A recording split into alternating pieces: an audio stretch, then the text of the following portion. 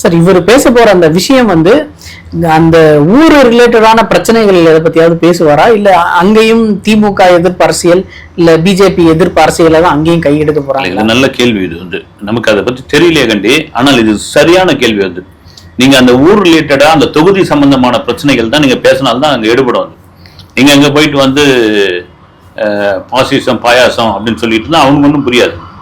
இது வந்து எல்லா அரசியல் எம்ஜிஆர்ல இருந்து கலைஞர்ல இருந்து எல்லாரும் வந்து முன்னெடுத்த ஒரு விஷயம் தான். இப்போ வந்து ஒரு சேலத்துக்குள்ள போறாங்க, குகைன்னு ஒரு ஏரியாவுக்கு போறாங்க. குகைக்குள்ள என்னென்ன பிரச்சனைகள் இருக்கு, அந்த அந்த ஊர்ல என்ன பிரச்சனைகள் இருக்கு, என்ன இது இருக்குது, இந்த சுகாதார சீர்கேடா இருக்குது, இங்க வந்து இதெல்லாம் இல்லைன்னு. ஆனால் மாவட்ட செயலாளர்கள் அதை ரிஸ்ட் ரெடி பண்ண சொல்லியிருக்காங்க. இப்போ இவர் ஐ பெரியசாமியோடைய தொகுதியில டிவிகேவினர் போய் இந்தந்த இதெல்லாம் நீங்க தேர்தல் வாக்குறுதியா கொடுத்தீங்க, அதெல்லாம் ஒண்ணு கூட நிறைவேற்றல் போஸ்டர் வச்சு ஒட்டிக்கிறாங்க. அந்த போஸ்டர் கூட கிழிச்சிட்டுக்கிறாங்க. அது ஒரு பெரிய சமூக வலைதள பிரச்சனையா போயிது.